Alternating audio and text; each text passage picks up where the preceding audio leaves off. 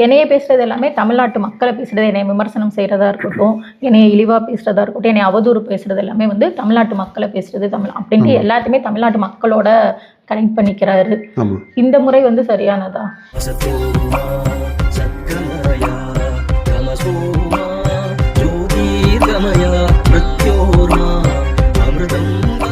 தமிழ்நாட்டோட அவர் ஐடென்டிஃபை பண்ணிக்கிட்டதுக்கே காரணம் என்னென்னா, டிஎம்கேல தமிழ்நாட்டை என்டிஏக்கு எதிராக அவங்க வந்து போஸ்ட் பண்ணுறாங்க இல்லையா, அதுக்கு கவுண்டராக தான் இதை கொண்டு வர்றாரு விஜய். அந்த விதத்தில் அதை நம்ம ஏற்கனவே பேசிட்டோம். அது தமிழ்நாடு வேர்சஸ் என்டிஏ அப்படின்றது இல்லைங்க. இது வந்து தமிழ்நாட்டுக்குள்ள ஸ்டாலின் வேர்சஸ் விஜய் அப்படின்னு தான் வருது. அப்போ அந்த விஜய் யாரு அப்படின்னா அவர் தான் தமிழ்நாட்டினுடைய ஒட்டுமொத்த பிரதிநிதி அப்படின்றாரு. இங்கே ஸ்டாலின் இல்லை, நீங்கள் இல்லை, நீங்கள் தமிழ்நாடு எகென்ஸ்ட் டெல்லி என்டிஏன்றீங்கல்ல, அப்படி இல்லைங்க. ஸ்டாலின் மட்டும் தமிழ்நாட்டினுடைய பிரதிநிதின்னு யார் சொன்னா? அந்த கேள்வி ஏன் கேட்க மாட்டேன்றீங்க? ஸ்டாலின் தமிழ்நாட்டின் மக்களினுடைய ஒட்டுமொத்த பிரதிநிதியா யாருங்க அப்பாயின்ட் பண்ணது? எப்போ தேர்ந்தெடுத்தாங்க? யார் தேர்ந்தெடுத்தது? ஸ்டாலினுடைய அவங்க திமுகவினுடைய ஓட் பெர்சன்டேஜ் என்ன இப்போ ஆட்சியில் இருக்கும்போது? இல்லைங்க, மக்கள் வந்து தேர்ந்தெடுத்தது ஒரு ஓட்டு போட்டு ஆட்சியில வச்சிருக்கிறாங்க, அவ்வளவுதான். நீங்க வந்து தமிழ்நாட்டினுடைய ஒட்டுமொத்த பிரதிநிதியா அங்க போகல, அப்படி சொல்ல முடியாது. அதுவும் முக்கியமா இந்த தேர்தல் களத்துல திமுக வந்து திமுக தான். நீங்க எப்படி தமிழ்நாடுன்னு சொல்ல முடியும்? ஓரணியில் தமிழ்நாடு நீங்க கேம்பெயின் பண்றீங்க, இங்க வந்து தமிழ்நாடு வெர்சஸ் என்டிஏன்னு நீங்க கேம்பெயின் பண்றீங்க. இதெல்லாமே பிரச்சாரம் தானே, தேர்தலுக்கு தானே இதை பண்றீங்க. தேர்தல் களத்துல திமுகவா தான் இருக்கணும். தமிழ்நாட்டினுடைய பிரதிநிதி கிடையாது, அவங்க தமிழ்நாட்டினுடைய பிரதிநிதியா எவனும் கிடையாது.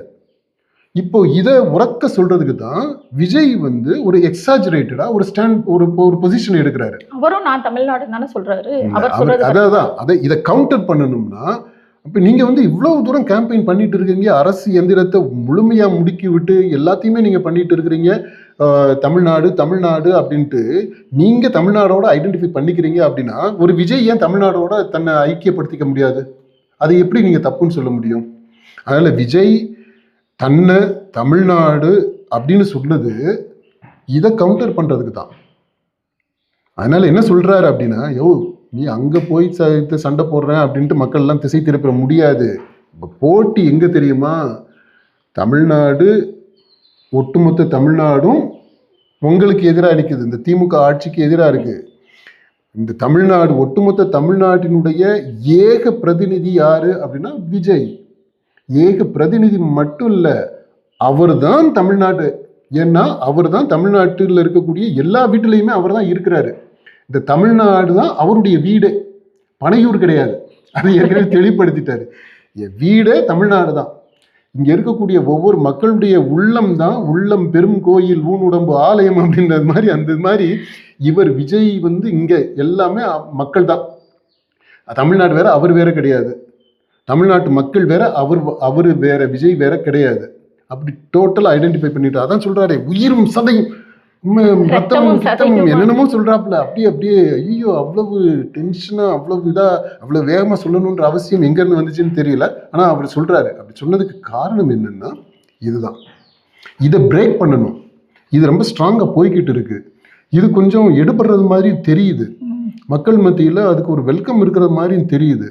இதுக்கு ஸ்பீட் பிரேக்கர் கண்டிப்பா போட்டு ஆகணும். அப்போ அந்த ஸ்பீட் பிரேக்கர் நீங்கள் எவ்வளோ வேகமாக போகிறீங்களோ அப்படியே உங்களை தூக்கி கடாசி விடுற மாதிரி பெரிய ஸ்பீட் பிரேக்கராக போடணும்னு போடுறாரு, அவ்வளோதான்.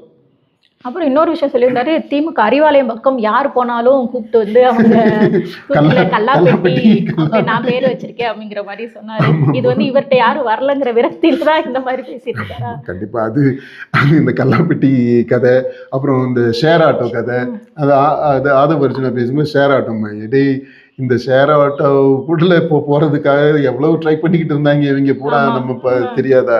நான் ஆரம்பத்திலேயே கட்சி ஆரம்பிக்கிறதுக்கு முன்னாடி இருந்தே இது எல்லாமே ட்ரை பண்ணிக்கிட்டு இருந்தவங்க தான். இது முதல் மாநாட்டில் இருந்து தாவிகா தொடர்ந்து சொல்லிக்கிட்டு வர்றது இப்போ வரைக்குமே நம்ம அதையும் பேசணும். கூட்டணிக்கு யாராவது வாங்க, கூட்டணிக்கு வந்தா அதுமே அவரு அந்த பாட்டு போட்டு ராகமா பேசுவார். வருவார்கள் இல்லையா, தர வேண்டும் இல்லையா, அப்படிலாம் பாட்டா பாடி பார்த்துமே கூட வேலைக்கு ஆகல, எதுவும் நடக்க முடியல. இவங்க அதாவது என்னன்னாப்பா, கட்சி ஆரம்பித்த உடனே அவங்களுக்கு பயங்கரமான ஹோப் இருந்துச்சு. இந்த ஆதவ் அர்ஜுனா போய் ஏற்றி விட்டது தான். நான் எப்படியாவது விசிகாவை கொண்டு வந்துடுறேன், நான் சொன்னால் விசிகா தலைவர் திரும்ப வந்துடுவார், அவர் திரும்ப வந்துட்டார் அப்படின்னா காங்கிரஸ் வந்துடுவாங்க, காங்கிரஸையும் கனெக்ஷன்ஸ் இருக்குது, அவங்க மூலமாக கொண்டு வந்துடலாம். அங்கேயுமே நிறைய சில தருதலைகள் இருக்கிறாங்க, எட்டப்பர்கள் இருக்கிறாங்க காங்கிரஸுக்குள்ளேயே பிஜேபிக்கு வேலை செய்யக்கூடிய ஆட்கள் இருக்கிறாங்க, காங்கிரஸுக்குள்ளேயே ஆர்எஸ்எஸ் ஸ்ட்ராங் ஆர்எஸ்எஸ் நபர்கள் இருக்கிறாங்க. இப்போ இந்த மாதிரி இருக்கிறதுனால இதெல்லாமே இவங்களோட தான் அவங்களுக்கு தொடர்பு இருக்குது, தாவிகாவில் இருக்கக்கூடிய நிர்வாகிகளுக்கு. ஏன்னா சில பேர்லாம் அங்கேருந்து வந்தவங்க தான், ஏன்னா அந்த இது தெரியும் அவங்களுக்கு. ஸோ அதனால் காங்கிரஸ் வந்துடும். காங்கிரஸ் வந்துச்சு அப்படின்னா சிபிஐ சிபிஎம் இந்த கம்யூனிஸ்ட் வந்துடுவாங்க. இவங்கெல்லாம் வந்துட்டாங்கன்னா அவ்வளோதான், திமுகவை ஈஸியாக நம்ம தோற்கடிச்சிடலாம். அதிமுக நமக்கு ஒரு பெரிய சேலஞ்சாக இருக்காது. இப்போ இவங்க தாவிகா கூட இவங்கெல்லாம் சேரும்போது அதிமுக கண்டிப்பாக வீக்கான ஃபோர்ஸாக தான் இருக்கும். ஈஸியாக 200 அடிச்சிடலாம் அப்படின்ட்டு ஒரு கணக்கு போட்டு வச்சுருந்தானுங்க. அந்த கணக்கு என்ன காரணமோ அது ஒர்க் அவுட் ஆகலை. Bad luck for Vijay. அதுதான் அவருக்கு ஒரு பெரிய சுமை, ஏமாற்றம். இது ஒரு பக்கம் இருக்குது. கூட்டணி கணக்கு வேலைக்கு ஆகல, ஆதவ் அர்ஜுனா பயங்கரமாக ஏமாற்றி கழுத்தெடுத்துட்டாரு அல்லது சொதப்பிட்டாப்புல, அந்த அணுகுமுறையில் பிரச்சனைகள். இன்னொரு பக்கம் பார்த்தோம்னா இந்த கேம்பெயினில் நடந்த தொடர் துக்க நிகழ்வுகள், அதுவையும் ஏற்றுக்க முடியல. அடுத்து இன்னொரு பக்கம் உட்கட்சியிலையுமே பெருசாக அரசியல் படுத்தப்படலை, ரசிகர்கள் தொண்டர்கள் ஆகலை. அந்த வேட்பு மனு தாக்கல் செய்கிறதில்ல, அந்த விருப்ப மனு தாக்கல் செய்கிறதுலையுமே கூட ரிட்டர்ன் பண்ணுறதுல கூட அவ்வளவு பதில் வரலை அப்படின்றதும் ஒரு ஏமாற்றம். இப்போ இந்த மாதிரி போகிறதுனால தான் அவங்களுக்கு என்ன பண்ணுறதுனே தெரியலை. இப்போ தாவிகா இஸ் ஸ்ட்ராண்டட், அதாவது முச்சந்தியில் நிற்கிறது மாதிரி தான், அதான் ஸ்ட்ராண்டடாக அப்படின்றதுக்கு அர்த்தம். திக்கு தெரியாத காட்டில் இப்போது தாவிகா நிற்குது. இப்போ முட்டு சந்தில் இருக்கிறாங்க அப்படின்றதுனால அவங்களுக்கு ஸ்ட்ரென்த் இல்லாமல் இல்லை அப்படி நம்ம சொல்லலை. அவங்க வலுவாக இருக்கிறாங்க, ஆனால் எவ்வளவு வலுவாக இருக்கிறாங்க அப்படின்றது தான் தெரியல. இப்போ இருக்கக்கூடிய இந்த வலுவை வச்சு, இந்த ஆதரவை வச்சு தேர்தலில் நின்று நம்ம ஜெயிக்க முடியுமா அப்படின்றது தெரியல. இப்போ அமது வாக்குச்சாவடி வெற்றி வாக்குச்சாவடி அப்படின்ற அந்த கேம்பெயினை அதெல்லாத்துலையும் கூட அந்த வெற்றின்ற வார்த்தை வந்ததுனால விஜயனுடைய வாக்குச்சாவடி அப்படின்னு சொல்லிட்டு இந்த அடுத்தவங்களுடைய வெற்றியையும் ஓன் பண்ணுற ஒரு கட்டாயத்தில், ஒரு உளவியல் ரீதியான நிர்பந்தத்தில் அவங்க இருக்கிறாங்க. கொஞ்சம் அதாவது தாவிகா ஆரம்பிக்கும் போது இருந்த அந்த எண்ணு ஒரு நம்பிக்கை இன்றைக்கு அவங்க இருக்கக்கூடிய நிலையை பார்க்கும்போது கொஞ்சம் வருத்தப்படுறது மாதிரி தான் இருக்குது நமக்கு. ஆனால் இது முடிவு கிடையாது, இதில் சோர்ந்து போகணுன்ற அவசியம் இல்லை. அதுதான் தாவிகா கிடைக்கக்கூடிய ஒரு மெசேஜ். அவங்க இன்னமுமே அவங்களுடைய ஸ்ட்ராட்டஜியை ஒழுங்காக பண்ணிட்டாங்க அப்படின்னா மக்களுடைய உளவியல் தெரிஞ்சு பண்ணணுங்க. தேர்தல் நடக்கக்கூடிய அந்த கான்டெஸ்ட் இருக்குது பார்த்தீங்களா, அது வேற, இந்த தேர்தல் களம்ன்றது வேற.